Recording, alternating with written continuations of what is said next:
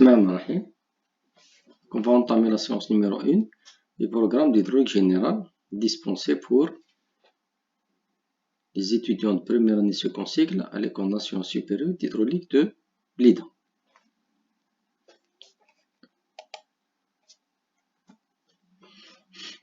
On va diviser le programme en deux. On va consacrer la première partie aux prérequis, ça veut dire au rappel de mécanique des fluides.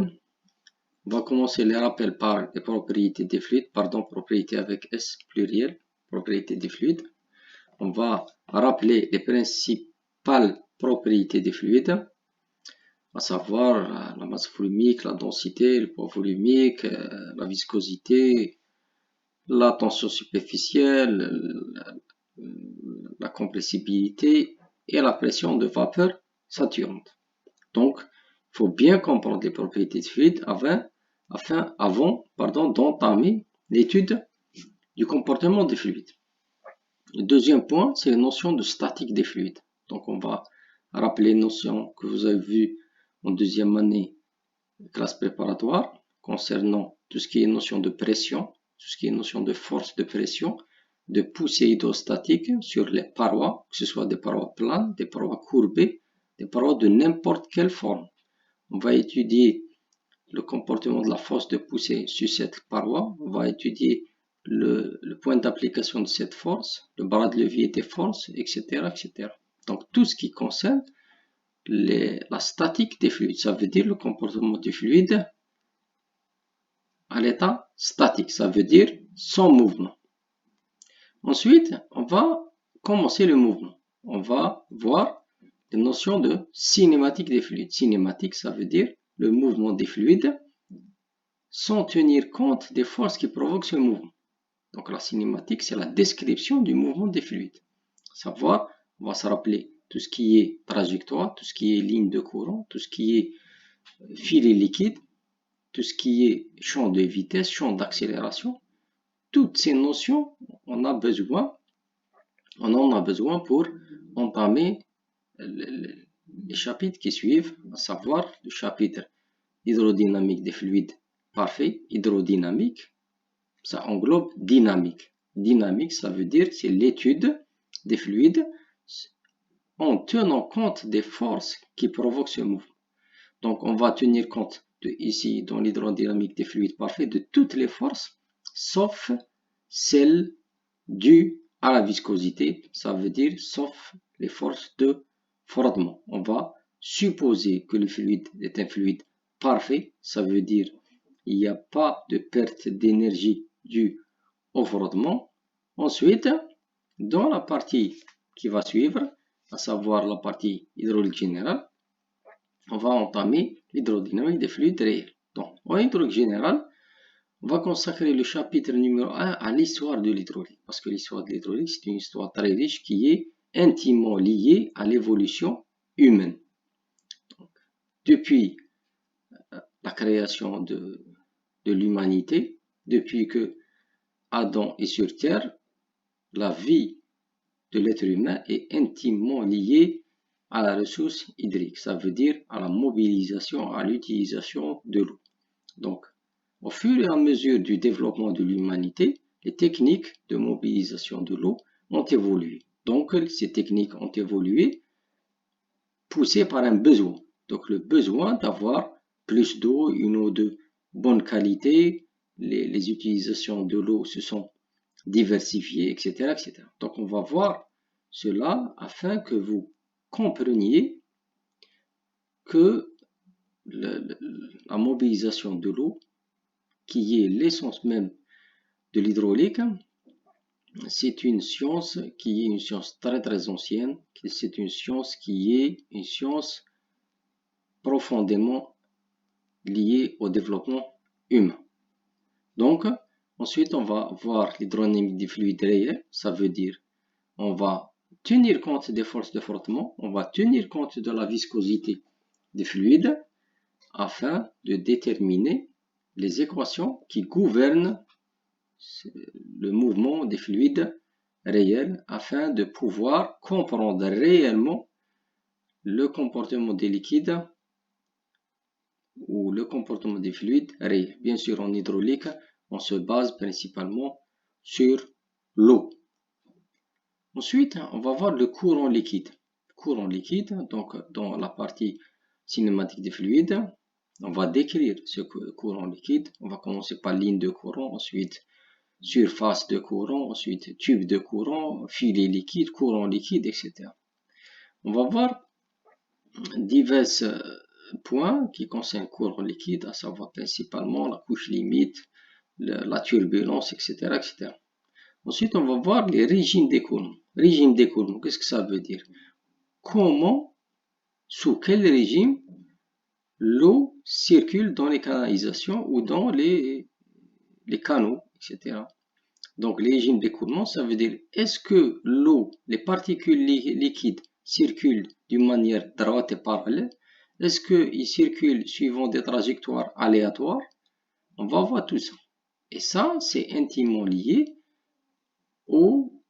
à la manière dont l'écoulement va utiliser son énergie ou l'énergie disponible. Si les lignes de courant sont droites et parallèles, ça veut dire qu'il va consommer moins d'énergie en frottement. Si le mouvement est aléatoire, s'il y a beaucoup de turbulence, ça veut dire qu'il va consommer plus d'énergie. Donc, il va nécessiter plus d'espace énergétique pour véhiculer le débit voulu. Donc, toutes ces connaissances, on va les utiliser pour dimensionner les conduites sous pression. C'est quoi les conduites sous pression? C'est les conduites, où l'eau est sous pression. Ça veut dire, c'est quoi une eau qui est une conduite sous pression? Ça veut dire, si par exemple on fait une ouverture dans la conduite, l'eau va jaillir de cette conduite. Parce que les fluides, comme vous savez, se déplacent de la pression importante vers la pression moins importante.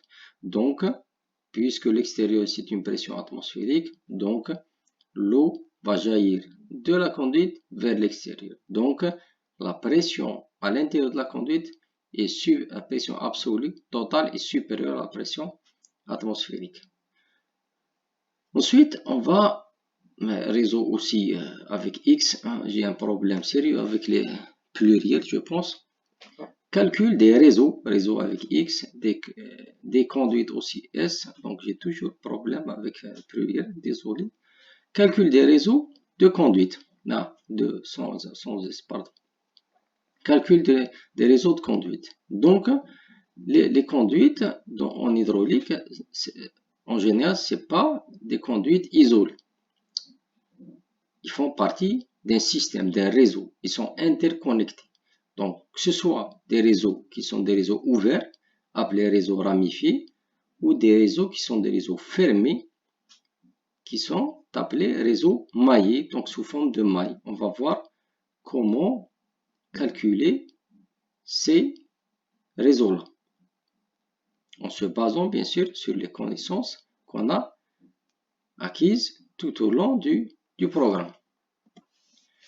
Concernant la bibliographie, donc l'hydraulique c'est une science expérimentale, donc ça nécessite beaucoup de lecture, beaucoup de travail.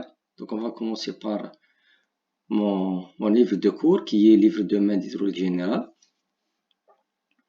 qui est disponible dans le drive du cours. Aussi, il y a un excellent livre qui est le livre de Michel Carlier, Hydraulique générale appliquée. C'est un excellent livre qui englobe toutes les notions de base d'hydraulique dont l'ingénieur hydraulicien a besoin, que ce soit hydraulique générale ou hydraulique appliquée ou même l'hydraulique souterraine. Il y a un livre aussi, un livre excellent, écrit par Armando Lancastre, qui lui-même, c'est un ingénieur qui a travaillé beaucoup dans les bureaux d'études. Donc, ça veut dire qu'il a donné les notions de base dont l'ingénieur hydraulicien a besoin. Un livre aussi très intéressant qui englobe énormément d'applications d'exercices, c'est le livre 2500 exercices, 2500 Solved Problems in Fluid Mechanics and Hydraulics. Donc, il y a plusieurs éditions.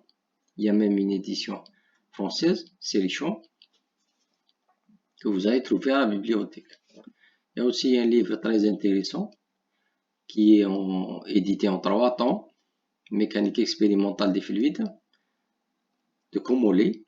Donc c'est un excellent livre qui est aussi disponible à la bibliothèque. Un autre livre aussi que vous pouvez trouver à la bibliothèque, c'est un livre qui englobe des cours, des exercices corrigés de mécanique des fluides, un cours de technique soviétique, c'est un excellent cours d'hydraulique de Nekrasov. Donc vous pouvez le trouver aussi dans la bibliothèque. Donc il donne des notions théoriques et quelques applications d'hydraulique. Il y a aussi un livre édité par l'Office des publications universitaires que vous pouvez trouver dans les points de vente de l'OPU et à la bibliothèque aussi, Hydraulique générale de Pimenov et Taguizad.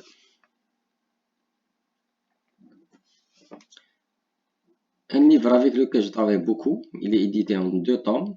Tome 1, Exercice de mécanique des fluides de Michel Morel. Il y a le tome 2 qui concerne aussi turbomachines, similitudes, etc., etc. Englobe aussi des projets réels.